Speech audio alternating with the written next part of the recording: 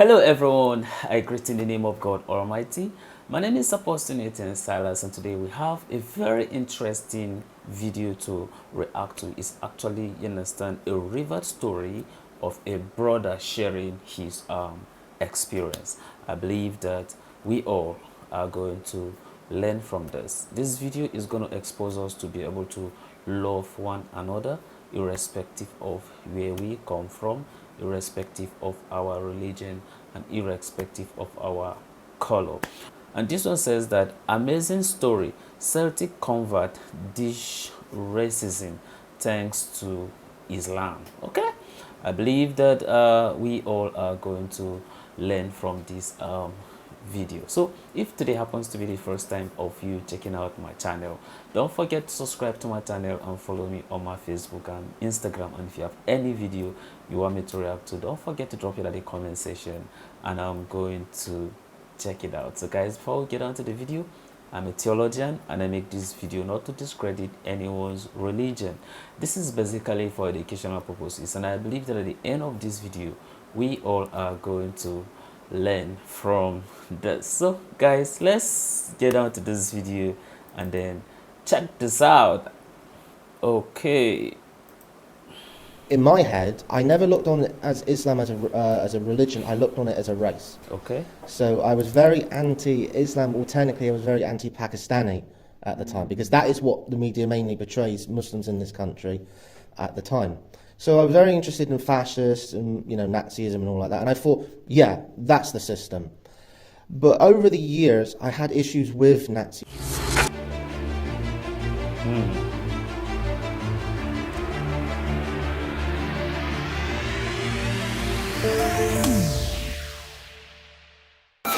Guys, as you would know from my previous video, if you watched it, I'm in a part of the UK called Cornwall, a rural area where you wouldn't expect to find any Muslims here, quite frankly, let alone a mosque or anything like that. Right behind me is an Islamic centre. Check out the last video if you want to learn about this mosque in the middle of the rural countryside of Cornwall. But what I will tell you about in this video is a very unique, fascinating journey to Islam story, which I came across.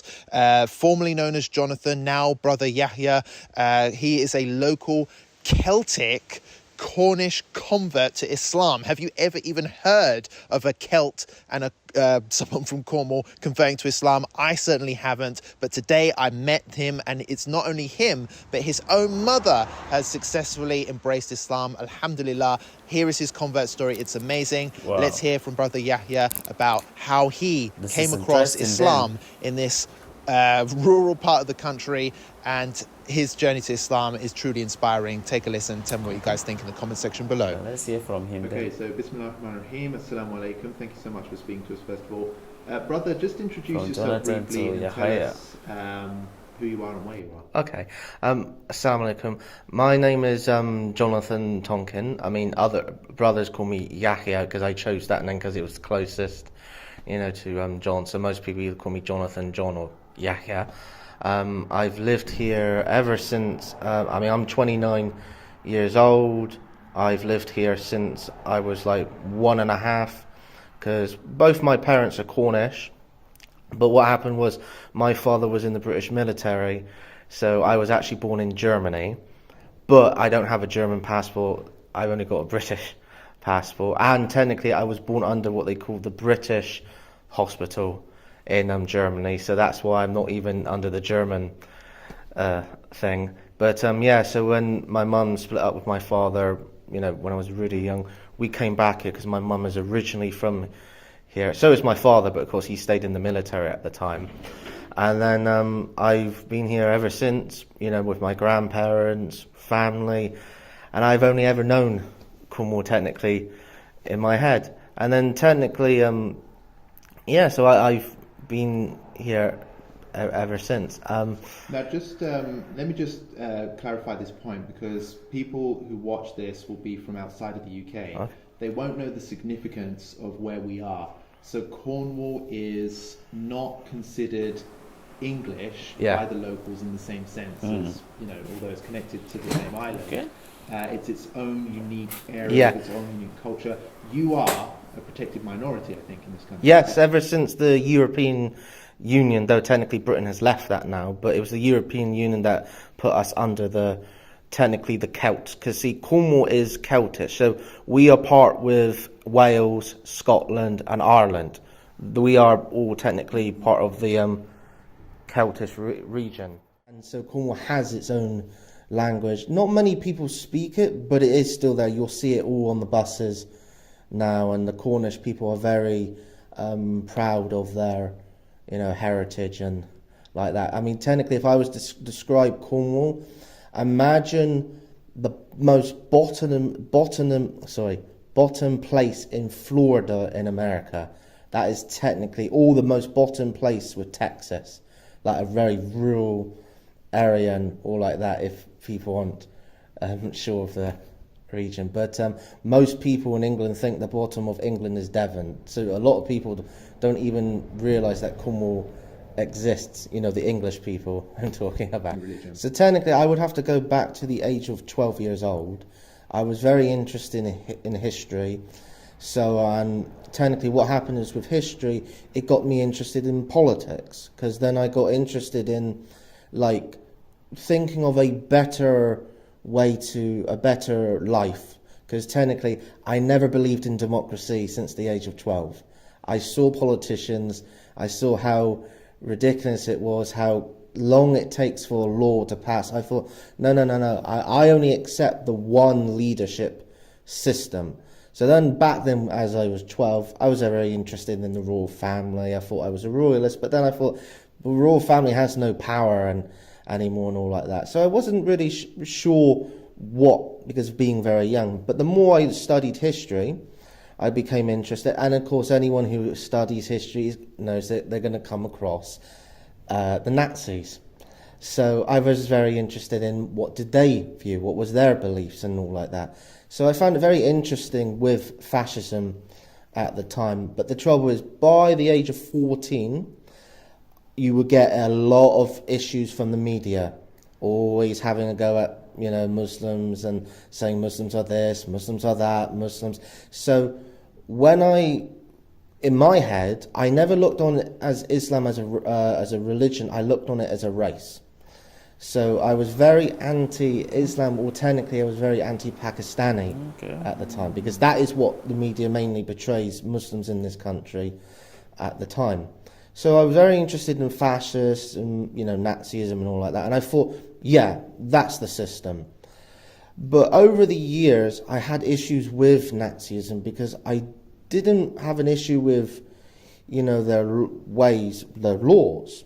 But I had an issue of this constant issue against black people. Now, some people say, well, Pakistanis are black. I agree, but in my head, Pakistanis were different, Africans were different. So when someone says black, I'm thinking of African. I never had an issue with the Africans. I only had an issue with Pakistanis at the time. So I thought, no. And to be honest, even back then, I thought being English doesn't mean, you're so superior. Because again, I cared mainly about the poor. I wanted good for people. I wanted a better life for people.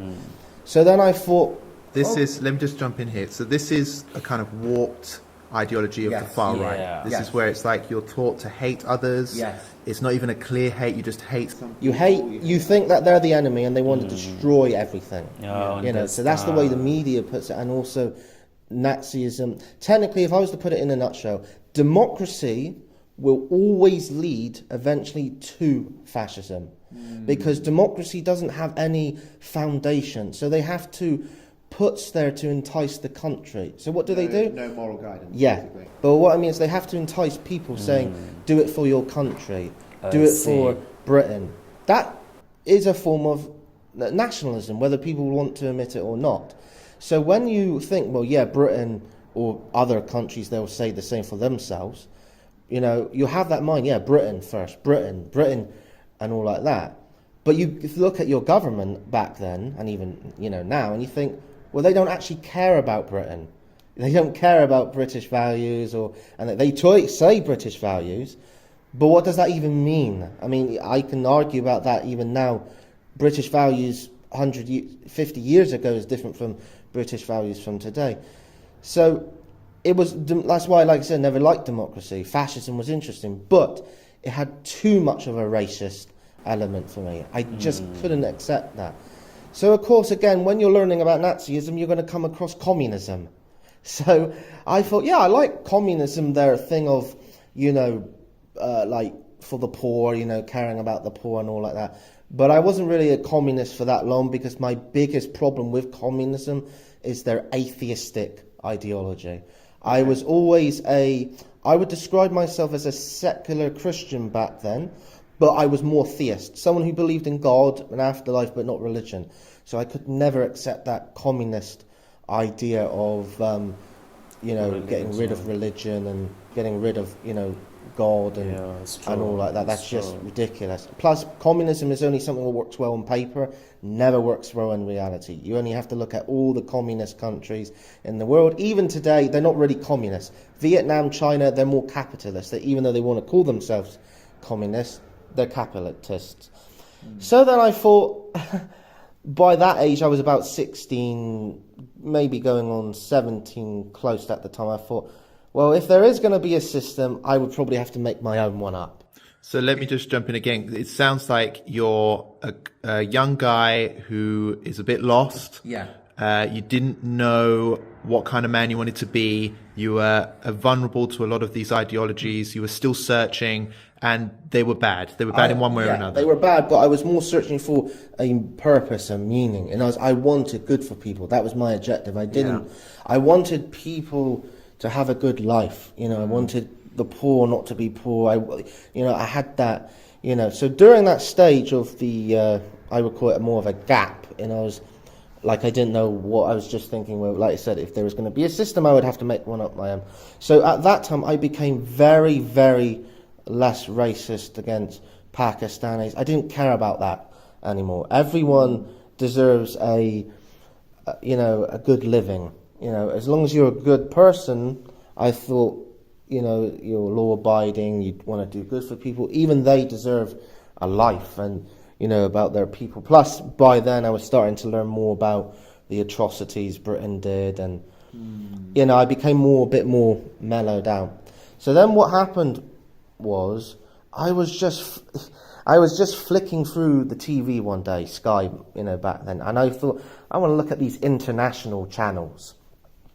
So I was just flicking around one day, and then there's this guy speaking, shouting and speaking. I thought, okay, this is interesting, because I've always been interested in people who sort of shout, because it tells me they really believe in what they're saying. Yeah. Anyone who just sits there very quiet, like politicians in government, they don't really believe in what they're saying.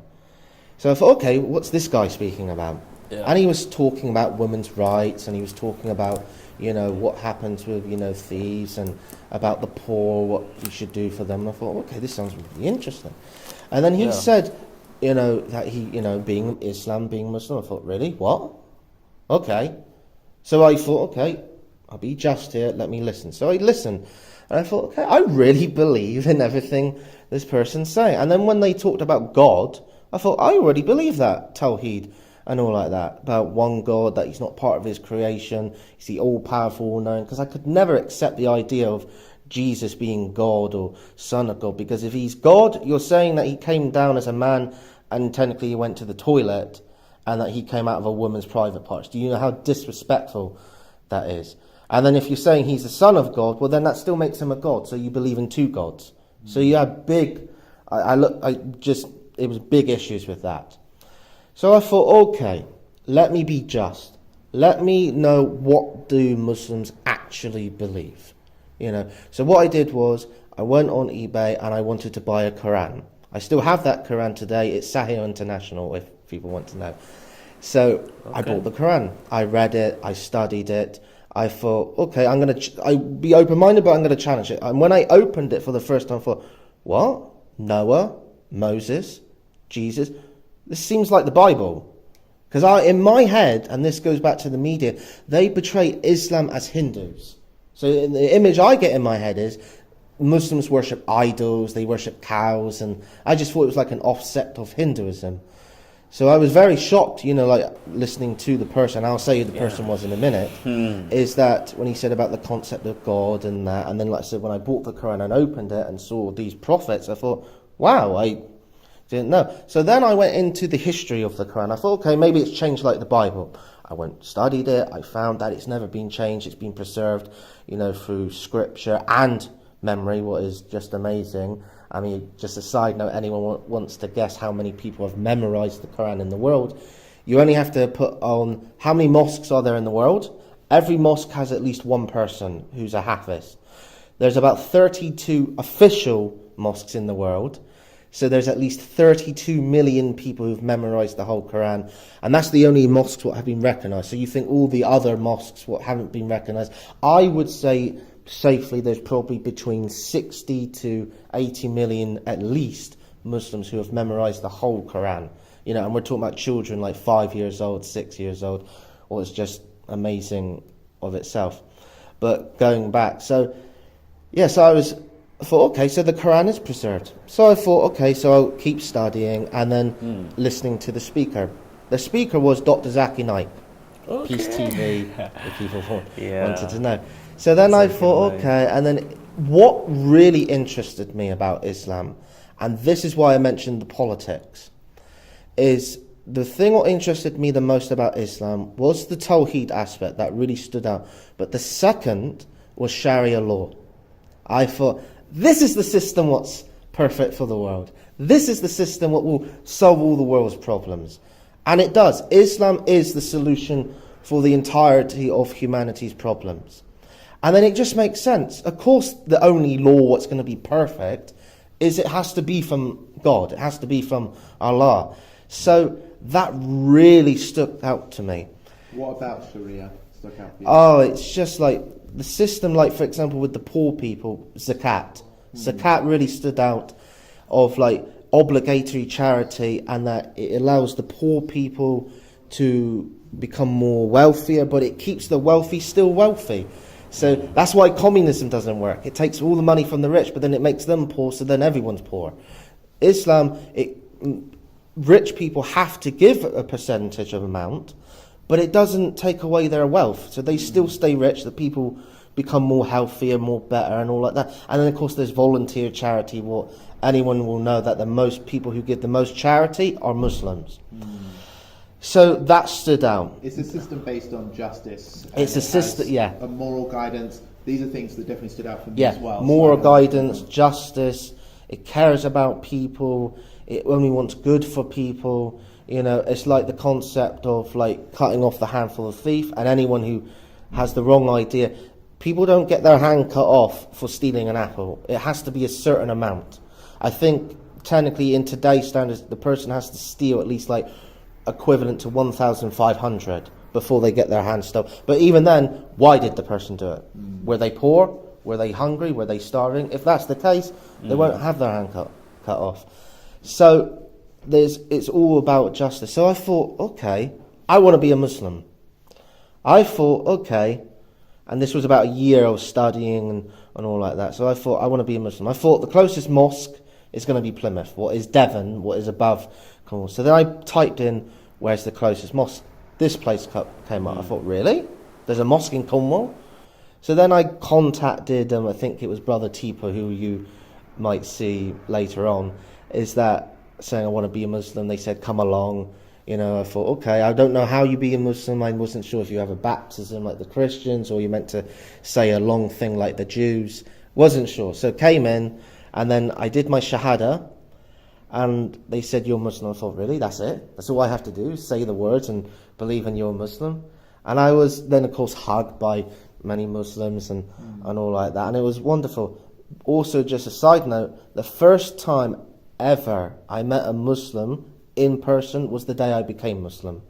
I never met a Muslim before. Wow. Though what I was shocked though is there were some people. So everything was basically based I've on seen before, and the I only Quran knew he they were wrote. Muslim then. Okay. They were like, I thought they were Hindus because they never said they were Muslim. Never said that they were Islam or like that. I thought, really, you're Muslim? Well, you never really said or never showed yourself to be Muslim. So I was shocked that there were people I kind of knew that were Muslim and they never said anything. But technically speaking, what I knew is I never met a Muslim in my life until I became Muslim. How did you feel after you took the Shahada? Oh, alhamdulillah, it was best thing. That was in 2012. Okay. So I've been Muslim for about 11 years now. And then also, a side note, a year and a half after, my mum became Muslim, alhamdulillah. Wow. So with me, I would say I became more peaceful and loving. I became more, in other words, you didn't have that nationalistic sense anymore. Iman, Muslim is thicker than blood. Mm-hmm. So you care about all your Muslim brothers and sisters across the world. You're one ummah. But that doesn't mean that I don't care about non-Muslims. I want non-Muslims to be Muslim. And even if they don't become Muslim, you still want good for them. It doesn't mean you want harm for them and all like that. That's, many non-Muslims who in history lived under the Islamic way flourished. The Jewish golden era in history was under Islamic Spain. The Jews were treated horribly by the Christians. They flourished under the Muslims. When the Muslims were kicked out of Spain, the Jews wanted to come with them. That is why even before Israel, the largest Jewish population was in Morocco. And then of course everything changed and history is what it is. But so with me, I've just been more happier, more peaceful with myself. The Salah is the most important thing after Tawheed. You're always learning about your religion. You're trying to do good.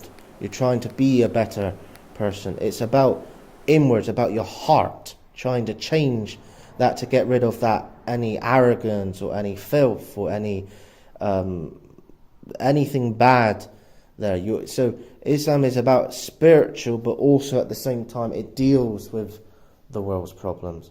My mum, alhamdulillah, she if it wasn't for Allah, I'm not going to say the sin, because I don't want to say the sin because I don't think it's right, but there is a specific sin that she's had issues with ever since, I would say, 16 years old.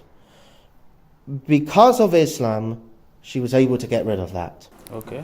It was completely eradicated. And it wasn't just at the beginning. It took time, because she's been Muslim for about 9.5 to 10 years. It took time for her to give it up, but she gave it up. And I never thought she would be able to give it up. Was it your dawah that inspired her to become Muslim? Yes. So technically, she was never anti-Muslim. She wasn't like me before, in my days. She was very more accepting and all like that. So when I said I want to be a Muslim, she said, yeah, fine, And she was willing to listen. She would sit there and listen to Islamic lectures and just be open-minded. But she had an issue that she thought she could never be a Muslim because of that specific sin. She thought, if you come into Islam, you have to be this perfect person. And I want to tell people out there, non-Muslims specifically, you're never going to be a perfect person. Don't let Satan say to you, oh, you can't accept Islam because you're doing A, B, and C. No. It's better that you become Muslim, you concentrate on Tawheed, you concentrate on your prayers, and then if you're out there doing nightclubs or you're selling drugs, what of course is bad, it doesn't matter. It doesn't mean you can't be Muslim. Everyone thinks that I have met so many people in my time who say, I can't be Muslim because I'm too sinful.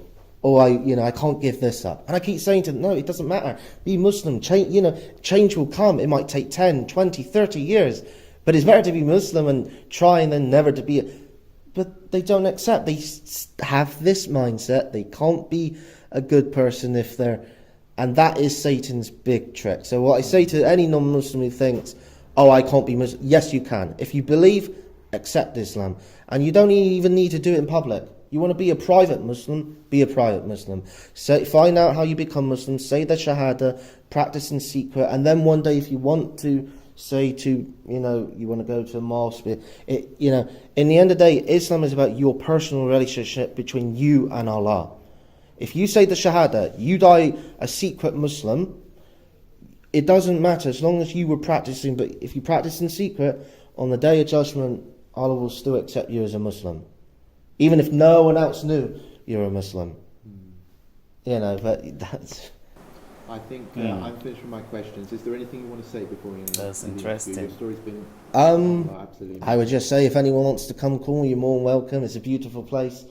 You know, if you want to live here, that's great. I would love to see more Muslims down here. There's a lot of potential in Cornwall. I always describe it as that there's gold in the street, but no one's picking it up. What I mean by that is, if you're a rich person, open businesses here. Cornwall needs it. Muslims, non-Muslims.